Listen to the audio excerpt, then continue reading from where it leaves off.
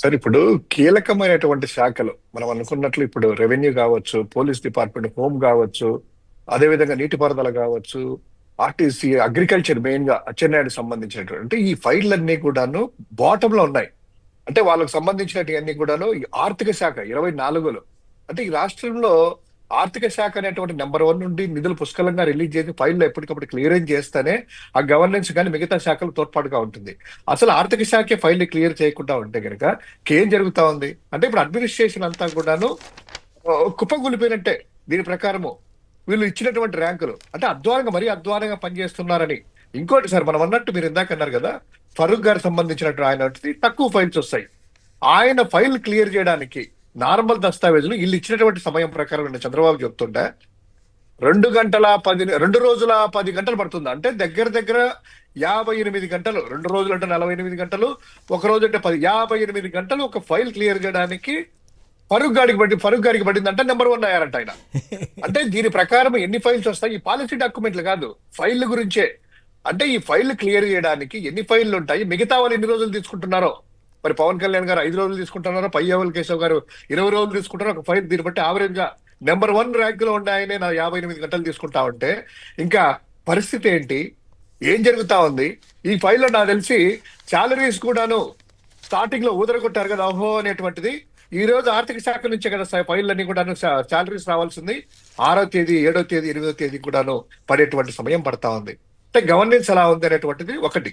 రెండవది, వీళ్ళు చెప్పిన ప్రకారము పవన్ కళ్యాణ్ గారు 10వది అంట. అంటే పవన్ కళ్యాణ్ గారు మంచి ఆఫీసర్లను తెచ్చుకున్నారు, కేరళ సంబంధించిన అధికారులు, ఆర్డీఓ అధికారులు ఎక్కువ మంది రిక్రూట్ చేసుకున్నారు. మంచి నైపుణ్యం కలిగినటువంటి వాళ్ళే. ఆయన కేరళకు సంబంధించిన తేజ గారు అనేటువంటిది ఐఏఎస్ యంగ్ ఆఫీసరు, బాగా చేస్తారని. అంటే ఈ ఆఫీసర్లందరికీ కూడా ఫ్రీడమ్ ఇవ్వలేదా? లేకపోతే కనుక వేరే వాళ్ళు ఏమైనా థర్డ్ పార్టీ ఎంటర్ చేసి వాళ్ళు క్లియర్ చేస్తున్నారా ఇలా ఫైళ్లు? అసలు నిజంగా వీళ్ళ చేతిలో కంట్రోల్ ఉందా లేదా ఈ మంత్రులు అనేటువంటిది ఉంది. ఇంకొకటి, లాస్ట్ లో ఈనాడు వాళ్ళు రాస్తూ వీళ్ళు ఏం చెప్పారు, చివరిగా ఉన్నటువంటి వాసం శెట్టి దస్త్రాల సంఖ్య తక్కువగా ఉన్నా కూడా పరిష్కరించడంలో చాలా వెనకలబడి ఉన్నారు. ఎవరెవరు? పార్థసారథి గారు, వాసంశెట్టి సుభాష్ గారు, వాసం శెట్టి అని అంటున్నారు. అంటే వీళ్ళు ఫైళ్ళు ఏమీ లేవు, ఎక్కువ ఉన్నాయంట కానీ చేయలేదంట. వీళ్ళే రాస్తున్నారు. అంటే రోజు వాళ్ళేమో ఆ డ్యూటీకి అటెండ్ అయినట్టే ఉంది, రోజు మీడియాలో మాట్లాడుతున్నారు పార్థసారథి గారు అందరు కూడాను. అంటే వీళ్ళ ఫైళ్ళు వీళ్ళు చేస్తున్నారా, లేకపోతే కనుక టీడీపీ ఆఫీస్ లో చేస్తున్నారా? వీళ్ళు చేసి మంచి ఎక్స్పీరియన్స్డే సార్. పార్థసారథి గారు మొదటిసారి మంత్రి కాదు, గతంలో మంత్రిగా ఉన్నారు.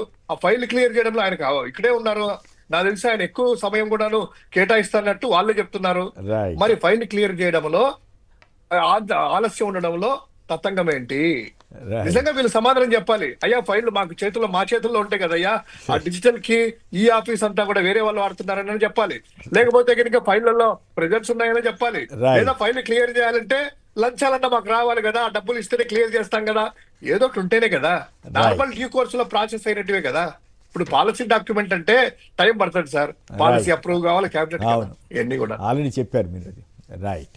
సునీల్ గారు తిరుపతి. సునీల్ గారు నమస్కారం, మాట్లాడండి సార్. నమస్తే సార్. నేను అక్కడ ప్యానల్లో ఉండే శివశంకర్ రెడ్డి గారికి, రామనాథ్ గారికి నమస్కారాలు. మీ సార్ నాకు మీ కార్యక్రమాన్ని నేను ఒక 9 వేరే ఛానల్లో సాక్షి న్యూస్ చేస్తున్నాను సార్.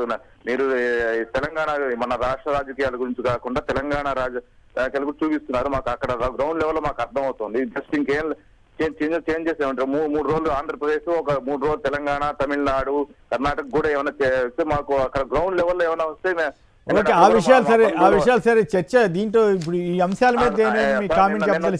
నిన్న వచ్చి ఫార్మర్స్ సీఎం గారు మొత్తం వివరణ పూసుకొచ్చినట్లుగా వివరణ బాగా ఇచ్చారు. మాకు కూడా అర్థమైంది, బాగా అర్థమైంది సార్.